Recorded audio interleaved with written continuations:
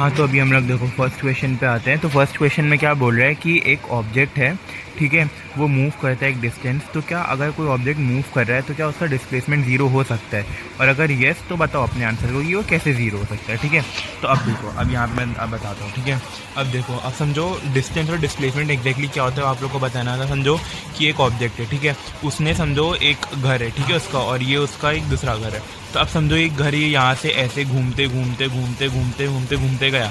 तो अब डिस्टेंस क्या होता है कि समझो वो पूरा एग्जैक्टली वो कितना अपने पैरों से चल के गया, मतलब यहाँ से यहाँ 1 किलोमीटर के, यहाँ से यहाँ 2 किलोमीटर के, यहाँ से 3 4 5 6 7 8 9 10, ये होता है डिस्टेंस की, मतलब वो एग्जैक्टली कितना गया है चल के, ठीक है। और डिस्प्लेसमेंट क्या होता है कि जो उसका इनिशियल पॉइंट था जहाँ से उसने स्टार्ट किया और जहाँ पे उसने एंड किया, तो वहाँ से लेके वहाँ के बीच में जो शॉर्टेस्ट डिस्टेंस है, मतलब ये कि मतलब वो डिस्प्लेस कितना हुआ है, मतलब पहले जहाँ पे वो था वहाँ से वो फाइनली जहाँ पे आगे पहुँचा वहाँ से वहाँ वो कितना डिस्प्लेस हुआ है, ये होता है डिस्प्लेसमेंट। तो ये डायरेक्टली इतना डिस्प्लेस हुआ है। और डिस्टेंस इसकी वो कितना पैरों से अपने चल के गया, मतलब यहाँ से 1 किलोमीटर 2 किलोमीटर 3 किलोमीटर। तो ये डिस्टेंस और डिस्प्लेसमेंट में फ़र्क समझ में आया। यहाँ पे पूछा है कि अगर वो एक ऑब्जेक्ट है जो लेट में कुछ अमाउंट ऑफ डिस्टेंस चलता है, ठीक है, तो वो डिस्टेंस चला तो क्या उसका डिस्प्लेसमेंट जीरो हो सकता है? अगर वो डिस्टेंस चला तो ये ट्रू है, हाँ हो सकता है जीरो। अब कैसे जीरो हो सकता है? समझो एक ऑब्जेक्ट है, ठीक है, वो चला, तो समझो यहाँ चला, यहाँ से यहाँ उसके घर गया, फिर घर चल के वो यहाँ से यहाँ वापस आ गया, ठीक है। तो अब इसने देखो, अब उसका डिस्टेंस क्या था, वो यहाँ से समझो 1 किलोमीटर चला, फिर 1 किलोमीटर वापस आ गया, तो 2 किलोमीटर चल लिया उसने, तो उसका डिस्प्लेसमेंट जीरो है, क्योंकि समझो जो इनिशियल पॉइंट है उसका जहाँ से उसने स्टार्ट किया था चलना, वहीं के बाद वो चल के भी वापस वहीं पे आ गया, फाइनल पॉइंट भी उसका वहीं था, वो चल के वापस से वहीं आ गया, तो वो डिस्प्लेस कहीं हुआ ही नहीं, क्योंकि जहाँ पे पहले था वो वापस से वहीं पे, पर वो चल के आया, तो डिस्टेंस उसका बना, तो डिस्प्लेसमेंट जीरो ही है। तो अगर डिस्टेंस इंसान चले तो भी डिस्टेंस चलने के बाद डिस्प्लेसमेंट थोड़ा ज़्यादा हो भी सकता है या नहीं भी हो सकता है, ठीक है। तो ये तो अपना फर्स्ट आंसर। अब देखो, अब इसका सेकंड क्वेश्चन क्या था कि a farmer moves along the boundary of a square field of size 10 metre in 40 seconds, ठीक है। वो एक स्क्वायर फील्ड बाउंड्री की 10 मीटर की बाउंड्री है, उसके चारों तरफ वो घूमता है, ठीक है, 40 सेकंड में। What will be the magnitude of displacement? वो जो डिस्प्लेसमेंट जब वो करेगा तो उसका मैग्नीट्यूड कितना होगा, मतलब एग्जैक्टली कितने, लाइक यू नो कितने मतलब कितने एग्जैक्टली वो उसमें बिना मतलब डायरेक्शन के सिर्फ कितने कोर वैल्यू में वो डिस्प्लेसमेंट करेगा of the farmer at the end of 2 minutes and 20 seconds from his initial position. तब यहाँ पे देखो अब क्या पूछा इसने कि समझो ये उसकी बाउंड्री हो गई, ठीक है, स्क्वायर शेप की बाउंड्री है, ठीक है, और उसकी साइड कितने की 10 मीटर की है, ठीक है। तो अब समझो उसने ना एक यहाँ पे, ठीक है, यहाँ से उसने एक फार्मर है, उसने यहाँ से स्टार्ट किया, ठीक है, यहाँ से पूरा उसने एक चक्कर लेके आया, एक राउंड मारा उसने अपनी बाउंड्री का, और उसने राउंड कितने मिनट में 40 सेकेंड्स में कंप्लीट किया। एक राउंड को उसको 40 सेकेंड्स लगा, तो एग्जैक्टली 2 मिनट और 20 सेकेंड्स में वो ऐसे कितने राउंड कंप्लीट कर सकते हैं, ये पूछा है हमको। तो एक राउंड कंप्लीट करने में कितना लगा उसको? 40 सेकेंड्स लगा एक बार राउंड कंप्लीट करने में, ठीक है। तो अगर उसको 40 सेकेंड एक राउंड कंप्लीट करने में लगा, तो 2 मिनट्स एंड 20 सेकेंड्स में उसको 2 मिनट्स एंड 20 सेकेंड्स में वो एग्जैक्टली कितने राउंड कंप्लीट कर लेगा, ये पूछा है। तो अब देखो टोटल टाइम कितना है, 2 मिनट्स एंड 20 सेकेंड। तो मिनट्स को हम लोग को यहाँ पे मिनट्स को भी सेकेंड्स में करना है, तो एक मिनट में कितने 60 सेकेंड्स होते हैं, 2 × 60 प्लस 20 सेकेंड्स भी है साथ में, तो ये हमारे हो गए 140 सेकेंड्स, ठीक है, इतना समझा। अब टाइम फॉर 1 राउंड, एक राउंड को उसके कितना लगा था? 40 सेकेंड्स, ठीक है। अब टोटल नंबर ऑफ राउंड्स हमको निकालना है, तो समझो, ठीक है, उसने 140 सेकंड है हमारे पास एग्जैक्टली, ठीक है, 140 सेकंड है, हमको क्या निकालना है? हमको दिया हुआ है एक राउंड, समझो 40 सेकंड है, एक राउंड करने में उसको 40 सेकंड्स लगा है, तो 140 सेकंड करने में कितने राउंड लगेंगे? तो obviously 140 divided by 40, total round जितने भी समय में उसको उसने तो सारे राउंड कंप्लीट किया, वो डिवाइडेड बाय एक राउंड करने में तो कितना टाइम लगा, तो इससे हमें पता चलेगा कि उसने कितने टोटल राउंड उसने मतलब कंप्लीट कर सकते हैं। समझो ये एक राउंड है, मतलब total round divided by 1 single round, तो total round divided by 1 single round से हमें पता चल जाएगा कि अभी उसने टोटल कितने राउंड कंप्लीट किया है। तो 140 डिवाइडेड बाय 40 मतलब 14/4 which is 3.5 second, 3.5 sorry second नहीं, हाँ 3.5 राउंड्स एग्जैक्टली उसने यहाँ 3.5 राउंड्स कंप्लीट किया है, 3.5 राउंड्स कंप्लीट किया है 140 सेकंड के अंदर, ठीक है। ये था इसका मैग्नीट्यूड। और इसका डिस्प्लेसमेंट कितना है, तो अब देखो, अब 3.5 राउंड इसने कंप्लीट किया, मतलब समझो पहले ये इसने एक राउंड कंप्लीट किया, ठीक है, ये फिर दूसरा राउंड किया, फिर ये तीसरा राउंड भी उसने किया, ठीक है। 3 राउंड उसने किया, मतलब 3 पूरे रोटेशन किया उसने, पूरे चल के पूरा राउंड उसने जहाँ पे स्टार्ट में था वहीं पाया, फिर 3.5 राउंड, फिर उसके बाद जो चौथा राउंड था ना 3 के बाद उसने 0.5 में किया, मतलब उसने सिर्फ आधा ही किया था। समझो उसने अगर यहाँ से स्टार्ट किया तो उसने सिर्फ आधा स्क्वायर ही कंप्लीट किया, यहाँ पे आया, यहाँ पे आके और फिर यहाँ पे आके रुक गया, ठीक है। तब हमको पूछा है कि उसका एग्जैक्टली डिस्प्लेसमेंट कितना हुआ है, मतलब यहाँ से यहाँ ये उसका डिस्प्लेसमेंट हुआ है, इसका डिस्टेंस ये हुआ जो हमने अभी निकाला, उसका डिस्प्लेसमेंट ये हुआ कि वो वहाँ से यहाँ कितना एग्जैक्टली डिस्प्लेस हुआ, ठीक है। तब ये आप देख सकते हो, इसे हम एग्जैक्टली इसको हम स्क्वायर कहते हैं, डायगनल कहते हैं स्क्वायर का, उसका डिस्प्लेसमेंट इज बेसिकली स्क्वायर का डायगनल, ठीक है। तब स्क्वायर का जो डायगनल है उसकी ये फॉर्मूला होता है कि उसका साइड्स का square plus under root side का स्क्वायर प्लस साइड्स का स्क्वायर, तो डेट इज 10, ठीक है। तो 10 square plus 10 square which is 200 square और अंडर रूट और ये अपना 14.4 हो गया, ठीक है। अब यहाँ पे हम लोग को पूछा है कि which of the following is true for displacement, तो अब यहाँ पे देखो हम लोग को क्या पूछा है कि it can not be zero, which is wrong, right. ये गलत, मतलब ये गलत है, ये ट्रू नहीं है।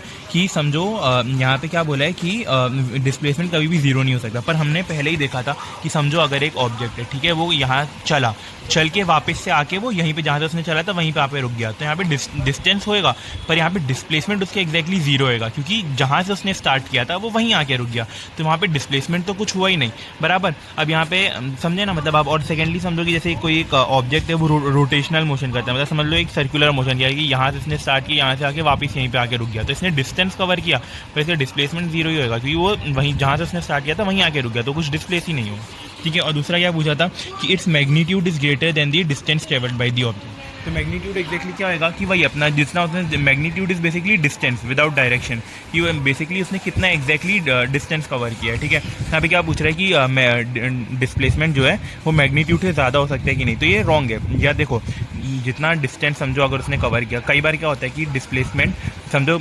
डिस्टेंस कवर होता है, जैसे यहाँ पे डिस्टेंस कवर हुआ, वो जाके आया, डिस्टेंस कवर हो, पर डिस्प्लेसमेंट जीरो था, तो वो डिस्प्लेसमेंट जीरो भी हो सकता है, या फिर या फिर अगर समझो कुछ केस में यहाँ से यहाँ तक गया, ठीक है, यहाँ से यहाँ तक जाने पे डिस्टेंस इतना भी हो सकता है, पर कभी भी समझो यहाँ से यहाँ गया, ठीक है, तो यहाँ पे डिस्टेंस भी कवर हुआ और डिस्प्लेसमेंट भी हुआ, इधर पहले ये ऑब्जेक्ट था, अब यहाँ पे आगे पहुँचा, तो यहाँ से यहाँ डिस्प्लेस भी हुआ प्लस इसने डिस्टेंस भी कवर किया, पर डिस्प्लेसमेंट कभी भी डिस्टेंस से ज़्यादा नहीं हो सकते हैं। मतलब समझो अगर ये एक ऑब्जेक्ट यहाँ से यहाँ जाता है तो वो डिस्टेंस कवर करेगा, इधर से इधर जाएगा और वो डिस्प्लेस भी होएगा यहाँ से यहाँ, पर उसका जो डिस्टेंस है, उसका जो डिस्प्लेसमेंट है, डिस्प्लेसमेंट यहाँ से यहाँ गया, वो डिस्टेंस से ज़्यादा नहीं हो सकता है, वो या तो इक्वल होएगा या तो लेस होएगा, ठीक है।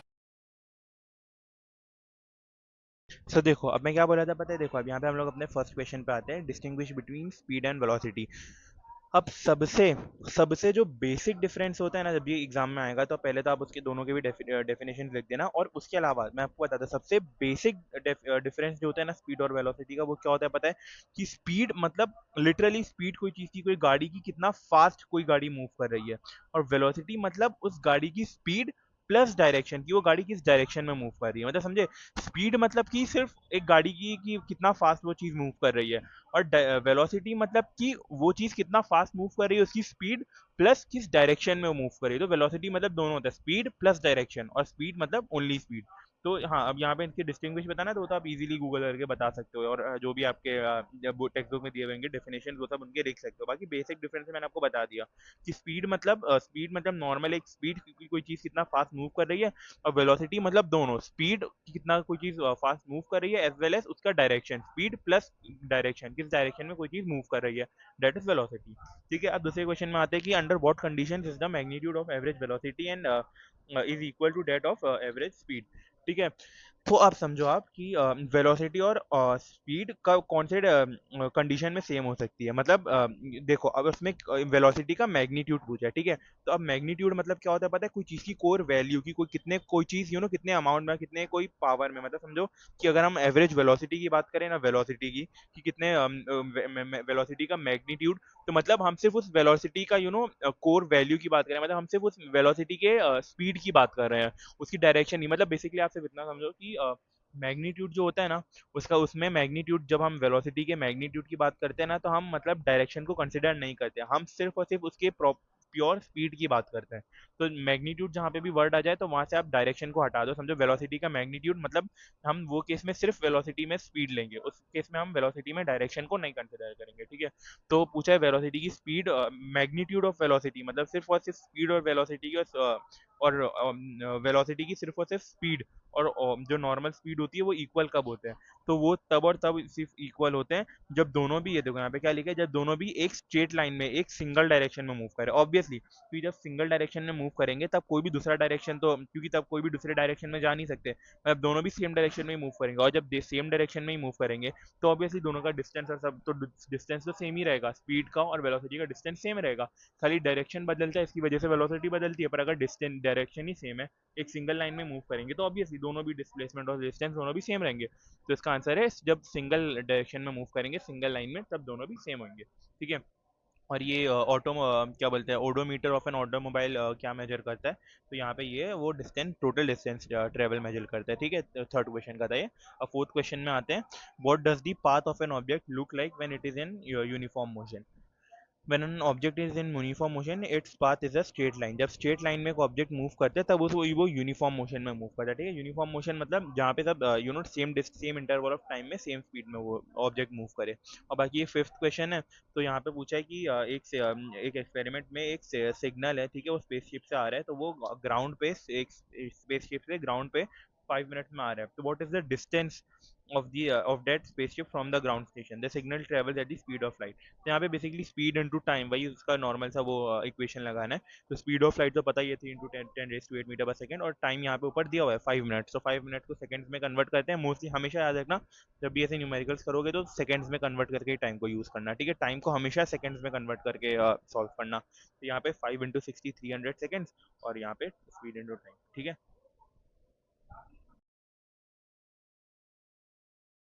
तो अभी देखो अभी ये वाले क्वेश्चंस हो गए, ठीक है। तो अभी वाले क्वेश्चंस में इतना कुछ मतलब है नहीं समझने का, ये सिर्फ मतलब नॉर्मल रट्टा मारने वाले ही क्वेश्चंस है।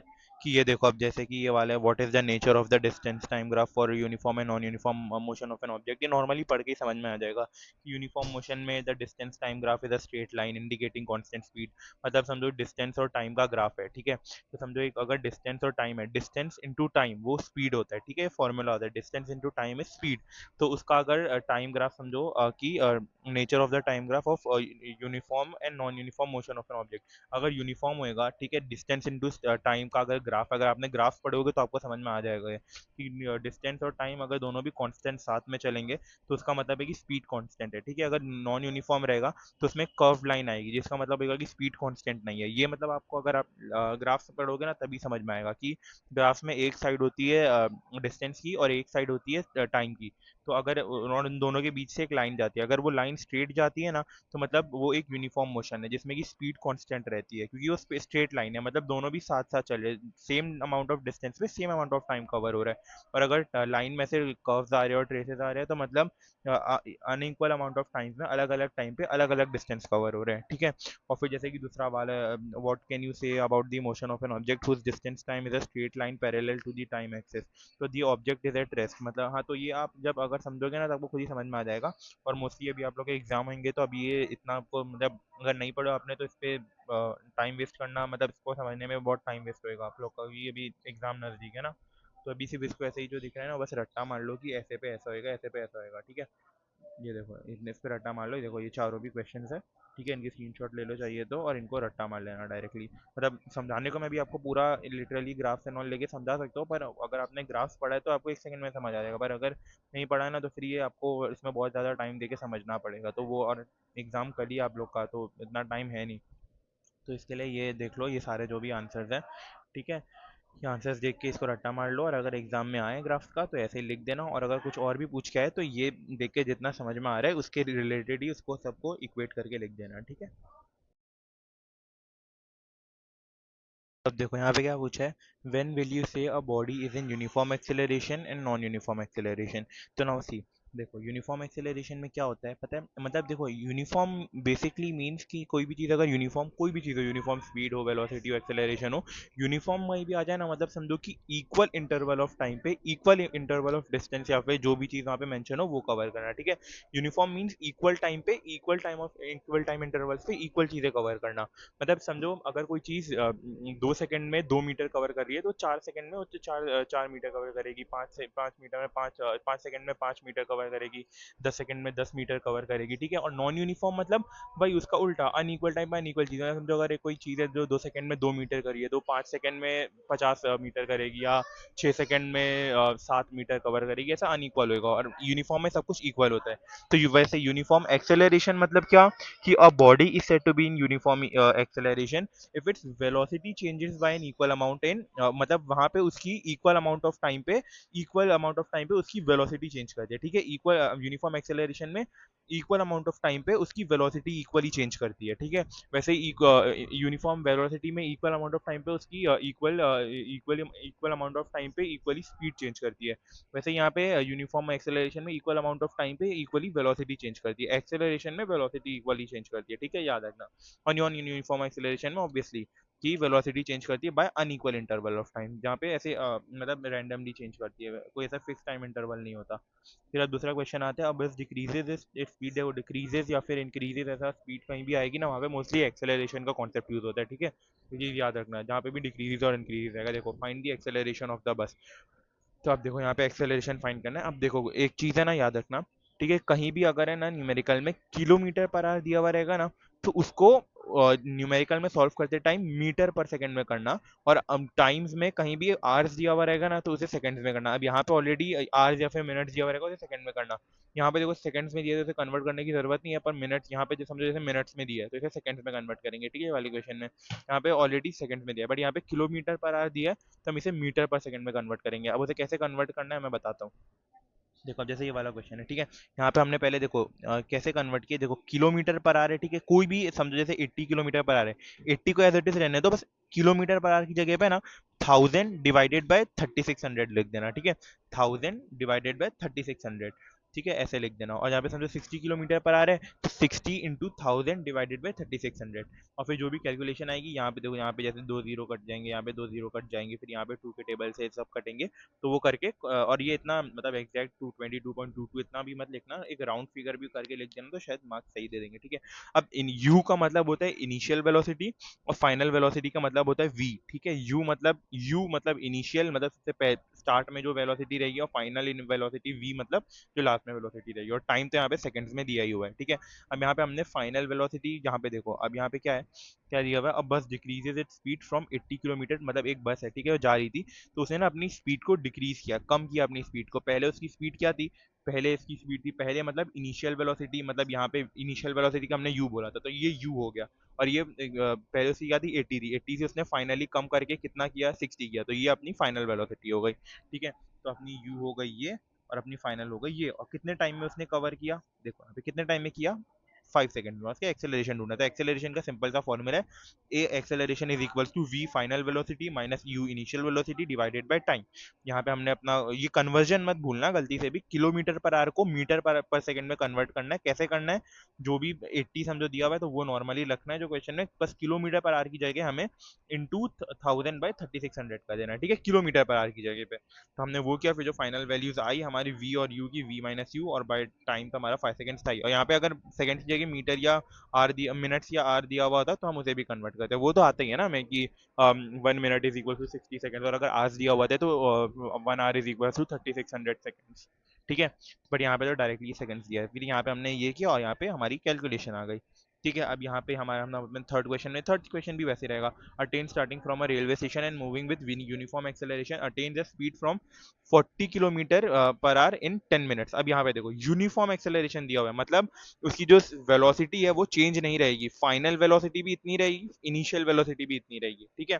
अब यहाँ पे देखो इनिशियल सॉरी सॉरी हाँ, इनिशियल वेलोसिटी जीरो रहती है जब भी मतलब यूनिफॉर्म इसमें अपना स्टार्ट किया है, ठीक है, उसने एकदम रेस्ट स्टार्ट किया है। यहाँ पे देखो उसने क्या दिया है, यूनिफॉर्म वेलोसिटी है, and it starts and attain the speed in train starts from train starting from release, हाँ, start and moving with uniform acceleration attain the speed. देखो स्टार्ट कर रहा है यूनिफॉर्म, अभी जस्ट ट्रेन ने स्टार्ट करी है, मतलब अभी यहाँ से ट्रेन जस्ट मूव होना स्टार्ट करी है, ठीक है, रेलवे से, तो जस्ट जब मूव होना स्टार्ट करी है, और इनिशियल वेलोसिटी में हम स्टार्ट कर ही लेते हैं। अब बट यहाँ पे जो इसने जस्ट स्टार्ट करी है, तो हम जस्ट बिकॉज अभी ट्रेन ने रेलवे से चलना स्टार्ट करी है, ठीक है, तो हम उसका जो इनिशियल वेलोसिटी होता है, जब जो ट्रेन जब स्टार्ट होती है, जो इनिशियल जो स्टार्ट में जो वेलोसिटी होती है वो हम कंसिडर करते हैं इनिशियल वेलोसिटी यू में।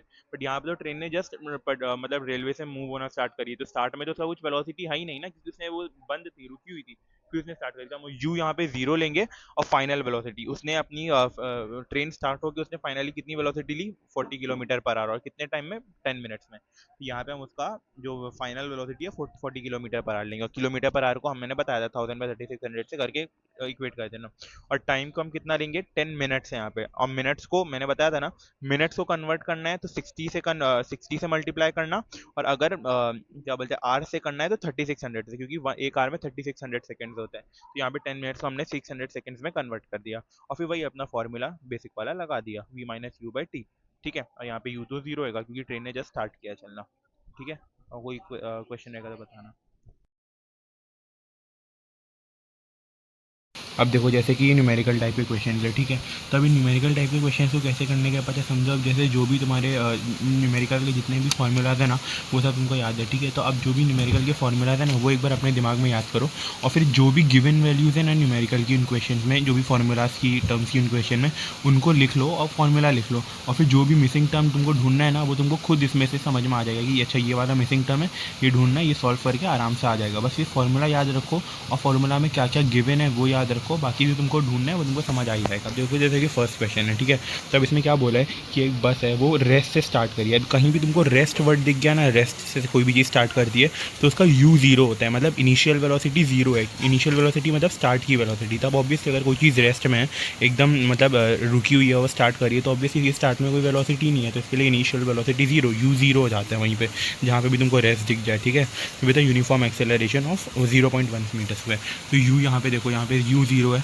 a यहाँ पे 0.1 है, ठीक है, और फिर t यहाँ पे 2 मिनट्स दिया हुआ है, तो 2 मिनट को हम सेकंड्स में कन्वर्ट करेंगे। ठीक है, और फिर यहाँ पे हमको क्या ढूंढना है, स्पीड इसकी ढूंढना है और इसकी डिस्टेंस ढूंढना है। तो देखो यहाँ पे ये दिया हुआ है, फिर अपना ये हम यही जो भी सारे अपने फॉर्मूला थे वो सारे याद रखना। ठीक है, हमको u a और t मिल गया है। ठीक है, अब u a और t मिल गया है तो हमको क्या ढूंढना है, v ढूंढना है। तो हम ये वाला ऑब्वियसली u a और t है हमारे पास और हमको ढूंढना v है, तो हम यही वाला अपना फॉर्मूला लगाएंगे, v = u a plus a t, क्योंकि हमको ढूंढना v है और हमारे पास u भी मिल गया। हमको क्वेश्चन में u भी गिवन है, a भी गिवन है और t भी गिवन है, हमको तीनों भी चीज़ें गिवन है और हमको ढूंढना v है, तो ऑब्वियसली हम यही वाला फॉर्मूला लगाएंगे ना, जिसमें कोई एक ढूंढने का रहेगा और बाकी सारे वैल्यूज़ गिवन रहेंगे। और ये चीज़ याद रखना, कोई भी क्वेश्चन में अगर दिया हुआ होगा, जैसे यहाँ पे दिया है कि कोई भी चीज़ रेस्ट से स्टार्ट कर रही है, तो मतलब वो चीज़ स्टार्टिंग में रुकी हुई थी तो उसकी स्टार्टिंग की वेलोसिटी 0 रहेगी, इनिशियल वेलोसिटी 0 रहेगी, मतलब उसकी u 0 रहेगी। ठीक है, और यहाँ पे सब दिया हुआ था, हम ये वाला फॉर्मूला लगाएंगे और फिर वो करके ये यहाँ से हम अपना स्पीड ढूंढ लेंगे। और फिर हमको दूसरी चीज़ क्या ढूंढने की थी, हमको दूसरा चीज़ ढूंढना था इसकी डिस्टेंस। ठीक है, तो डिस्टेंस के लिए अब हमको हमारे पास ये सब आ गया, v आ गया, u a t ऐसे ये सब ये v u a t सब आ गए। अब हमको ढूंढना इसका डिस्टेंस है, s ढूंढना है, तो ये वाला फार्मूला है, इसमें हमारे पास v की भी वैल्यू आ गई है, u भी है और a भी है, बस हमको ढूंढना s है। तो हमको फार्मूला में बाकी सब गिवन है, सिर्फ एक चीज़ s ढूंढना है, तो हम ये वाला फार्मूला यूज़ कर लेंगे और बाकी फार्मूला करके सॉल्व। ठीक है, अब बाकी हम दूसरे क्वेश्चन में आते हैं। ठीक है, एक सेकेंड। तो अब ये देखो, ठीक है, हाँ, तब यहाँ पे देखो, अब जैसे ये वाला सेकंड क्वेश्चन है, a train is travelling at the speed of 90 kilometre per hour. ठीक है, brakes are applied so as to produce a uniform acceleration. देखो यहाँ पे ट्रैवलिंग एट अ स्पीड इसकी ऑलरेडी दी हुई है 90 किलोमीटर पर आवर। ठीक है, प्रोड्यूस अ यूनिफॉर्म एक्सेलरेशन भी दी हुई है, माइनस यहाँ पे एक्सेलरेशन में याद रखना। Find how far the train will go before it is brought to rest. तब यहाँ पे हमको क्या क्या दिया हुआ है, हमको यहाँ पे उन्होंने स्पीड बता दी, इनिशियल वेलोसिटी बता दी इनिशियल की, ठीक है, कि 90 किलोमीटर पर आवर है। और यहाँ पे मैंने बताया था कहीं भी किलोमीटर पर आवर दिख जाए या फिर मिनट्स आवर्स दिख जाए, उनको हमें मीटर या फिर सेकंड, हमें क्वेश्चन में जो आंसर लाना है वो मीटर्स या सेकंड्स में लाना होता है। तो किलोमीटर पर आवर को मैंने कन्वर्ट करना बताया कि मीटर, तो हमें किलोमीटर पर आवर को मीटर पर सेकंड में कन्वर्ट करना मैंने बताया था। 1000 पर 3600 को हम लोग इससे मल्टीप्लाई कर देंगे तो हमको मीटर पर सेकंड में आंसर मिल जाएगा। हमको आंसर में सिर्फ मीटर और सेकंड ही देखना होता है। ठीक है, किलोमीटर सेंटीमीटर ये सब जहाँ भी मिले हम उसे मीटर में कन्वर्ट करना है, किलोमीटर पर आवर को तो ऐसे कन्वर्ट करते हैं। ठीक है, अब यहाँ पर हमें क्या बोला था कि train is travelling eight the speed of. ठीक है, यहाँ पर हमको उसकी स्टार्टिंग की स्पीड बताई हुई थी, कितनी थी, 90 किलोमीटर पर आवर थी। ठीक है, अब ब्रेक्स आर ऑल्सो अप्लाइड, अब ब्रेक अप्लाइड करेंगे तो उसकी स्पीड चेंज होगी, मतलब एक्सेलरेशन आएगी। कोई भी स्पीड चेंज होती है, बढ़ती है, घटती है तो उसमें एक्सेलरेशन आती है। ठीक है, यहाँ पे ब्रेक अप्लाई किया तो ऑब्वियसली स्पीड कम होगी तो एक्सेलरेशन आएगी, और एक्सेलरेशन कितनी थी हमारी, -0.5 मीटर। ठीक है, तो -0.5 मीटर पर सेकंड स्क्वायर। और यहाँ पे how far the train will go, how far मतलब कितनी दूर जाके ट्रेन रुकेगी, तो कितनी दूर जाएगी मतलब कितना डिस्टेंस के बाद ट्रेन रुकेगी। तो हमको यहाँ पे क्या फाइंड करना है, एस। तो हमको यू दिया हुआ है, वी दिया हुआ है, ए दिया हुआ है हमको फाइंड क्या करना है, एस। तो भाई हमारा ये वाला फॉर्मूला जिसमें और बाकी सब दिया है, बस एस फाइंड करना है। तो हम अपना लगा के सब फॉर्मूला कैलकुलेशन कर लेंगे। अब वैसे यहाँ पे क्वेश्चन थर्ड में भी a trolley while going down at an incline plane has an acceleration दे दिया, मतलब जो भी तुमको वर्ड्स दिखते आते हैं ना उसे नोट कर दे रहा करो। ए दे दिया है, ठीक है, फिर ए दे दिया, फिर what will be its velocity 3 second after the start. अब यहाँ पे वेलोसिटी यहाँ पे पूछा है, व्हाट विल बीट्स वेलोसिटी, हमें मतलब इसमें वी फाइंड करना है, ठीक है, और कितने सेकंड्स के बाद, 3 सेकंड्स के बाद। तो इसका टाइम भी दे दिया है, ठीक है, इसका टाइम यहाँ पे देखो दे दिया है। और ये क्या, ये देखो अब trolley while going down an plane, अब वो इंक्लाइन प्लेन से जस्ट फॉल ऑफ हुई है, ठीक है। अब वो व्हाट विल बी, हाँ तो देखो अब एक इंक्लाइंड प्लेन है, इंक्लाइंड प्लेन मतलब समझो जो ऐसे ब्रिज जैसे रहते हैं, समझो जैसे कि ये, ठीक है, ये ब्रिज है, तो यहाँ से एक ऊपर से ट्रॉली यहाँ से फॉल ऑफ करी है, तो मतलब जब ब्रिज के ऊपर थी तब तो वो उसकी एकदम रुकी हुई थी ना, तो यहाँ पे भी रुकी हुई होती है, मतलब उसकी यूनिफॉर्म वेलोसिटी 0 होती है, यहाँ पे 0 है, ठीक है। तो हमको अब ये सारी एंटिटीज़ दे दी हैं, इसमें ये सारी क्वेश्चन की वो सब दे दिए हैं।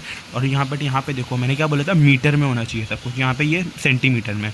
तो 1 मीटर की हमारा 1 मीटर कितना होता है, 100 सेंटीमीटर। तो 1 centimetre is equal to 0.01 metre, इतना पता होगा ना, मतलब 1 metre is equal to 100 centimetre, तो 1 centimetre is equal to 0.01 metre, ये इतना कन्वर्जन है, ये याद रखो, ठीक है। तो 2 सेंटीमीटर कितना होगा, 2 इंटू 0.01, ठीक है। तो वहीं से अपना A is equal to 0.02 metre per second, metre raise to है, ये ऊपर है, metre raise to -1, metre raise to -2, ठीक है। तो हाँ बस इतना समझा, ये -2 है, मीटर 2 सेकेंड, ये -2 है, ये ऊपर है, मीटर रेस टू -2 है, ठीक है, मतलब पर मीटर पर सेकेंड स्क्वायर है, ओके। और फिर यहाँ से हम अपना नॉर्मल कैलकुलेशन चालू कर देंगे। अब यहाँ पे क्या पूछे, racing car has a uniform acceleration. तो अब देखो यहाँ पे एक्सेलरेशन आया, सब नोट करते जाओ। एक एक्सेलरेशन इसकी 4 मीटर पर सेकेंड रहेगी। What distance will it cover, तो मतलब हमको यहाँ पे एस फाइंड करने का है, ठीक है। What distance will it cover in 10 seconds after the start. 10 seconds मतलब अपना time is equal to 10 second, और अपना क्या after 10 seconds after the start, ठीक है। स्टार्ट मतलब हमारा स्टार्ट दिख जाए, तो मैंने बोला था यू इज इक्वल्स टू 10, ठीक है।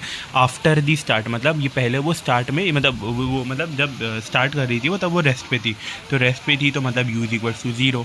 और हमें फाइंड एस करना है, तो हमारे पास ए है, यू है, टी है, तो हम V is equals U A plus T वाला फॉर्मूला लगा देंगे, उससे हमको ये मिल जाएगी। देखो हमको क्या क्या ढूंढना है, हमको एस ढूंढना है, ठीक है। तो हमको ये वाले फॉर्मूला में एस मिलता है, बट अभी यहाँ पे हमारे पास वी नहीं है, तो वी के लिए हम हमारा ये वाला फॉर्मूला है। हम देखो हमारे हमको ढूंढना क्या था, एस ढूंढने का था, पर हमारे पास ये सारी फॉर्मूला थी। अब एस में ढूंढने के लिए हमारे पास ये हमको डिस्टेंस ढूंढना है, तो हमारे पास ये फॉर्मूला है, बट ये फॉर्मूला हमारे पास वी नहीं है, यहाँ पे कहीं भी वी नहीं गिवन है, तो हम पहले वी फाइंड करेंगे। वी फाइंड करने के लिए ये वाला फॉर्मूला हमने इसमें डाल के, ये यू ए टी हमारे पास सब थे, तो हमने वी फाइंड किया। फिर वी फाइंड करने के बाद हमने ये वाले फॉर्मूला में डाल के, जिसमें एस था उसमें हमने ये सारी चीज़ें फाइंड कर ली, ये सारी चीज़ें डाल के हमने एस फाइंड कर लिया, ठीक है। तो ये था हमारा क्वेश्चन 4। तो अब हम अपने क्वेश्चन 5 की तरफ बढ़ते हैं, एक सेकंड। हाँ ये देखो अब ये क्वेश्चन 5 में, हाँ तो देखो अभी यहाँ ये 5th वाले क्वेश्चन में क्या है कि stone is thrown in a vertically upward direction, मतलब यहाँ पे स्टोन है, ठीक है, उसको हमने अपवर्ड डायरेक्शन में थ्रो किया है, ठीक है। तो अब यहाँ पे उसकी वेलोसिटी क्या है, अपवर्ड डायरेक्शन में थ्रो किया तो 5 मीटर पर सेकेंड, ठीक है। और यहाँ पे एक्सेलरेशन जो है is 10 metre per second but in the downward direction. अब हमने स्टोन को ऊपर थ्रो किया है और एक्सेलरेशन उसकी नीचे है, मतलब स्टोन हमने ऊपर थ्रो किया पर उसकी एक्सेलरेशन नीचे जा रही है, मतलब ऑब्वियसली कि वो स्टोन को नीचे पुल करेगा ना, क्योंकि स्टोन ऊपर जा रहा है और एक्सेलरेशन उसको, मतलब स्पीड उसकी नीचे की तरफ खींच रही है, तो ऑब्वियसली हम उसको नेगेटिव में लेंगे क्योंकि दोनों की भी अपोजिट डायरेक्शन है। इसके लिए हम यहाँ पे -10 लेंगे, ठीक है, एक्सेलरेशन को -10 लेंगे, याद रखना यहाँ पे, बिकॉज यहाँ पे देखो ये स्टोन इज थ्रोन अपवर्ड्स और एक्सेलरेशन इज गोइंग डाउनवर्ड्स, तो दोनों की अपोजिट डायरेक्शन है। इसके लिए हम यहाँ पे एक्सेलरेशन को -10 लेंगे, ठीक है, क्योंकि अपोजिट डायरेक्शन में दोनों, स्टोन को वो नीचे पुल करेगा, एक्सेलरेशन नीचे इसकी वजह से, ठीक है। तो what will be the height attain, मतलब हमें हाइट अटेन मतलब कितने डिस्टेंस पे जाएगा वो, हाइट मतलब यहाँ पे डिस्टेंस है, ठीक है। And how much time will it take to reach that, कितने टाइम में वहाँ पे रीच करेगा वो, ठीक है। तो यहाँ पे हमें हाइट ढूंढ करनी है और टाइम फाइंड करना है, ठीक है। तो यहाँ पे हम अपना भाई V equals to U plus A T, ऐसे तुमको ना सब अपने फॉर्मूलाज नोट करके रखना और देखना कि गिवन में क्या क्या है, तो तुम्हें उसे खुद से समझ में आ जाएगा कि अच्छा गिवन में ये सब है और फॉर्मूला में ये सब चाहिए, तो हमें क्या क्या नहीं है, क्या क्या चाहिए। तो हमें यहाँ पे यू ए टी ये सब है, हमारे पास वी नहीं है, तो हम वी डाल के ये सब फाइंड कर लेंगे। तो हमें यहाँ से टी, मतलब टी नहीं है यहाँ पे, तो हम टी फाइंड कर लेंगे हम और सबकी मदद से, और क्योंकि हमें यहाँ पे टी फाइंड करना है और हाइट और मतलब डिस्टेंस फाइंड करना है, तो वो ये वाले फार्मूला से फाइंड कर लेंगे, ठीक है। ऐसे ही है ना, जो भी गिवन रहेगा और जो तुम्हारा फॉर्मूला रहेगा उसमें से ही फिगर आउट करना, दोनों को भी नोट करिए क्या नहीं है और क्या फाइंड करना है, तो समझ में आ जाएगा।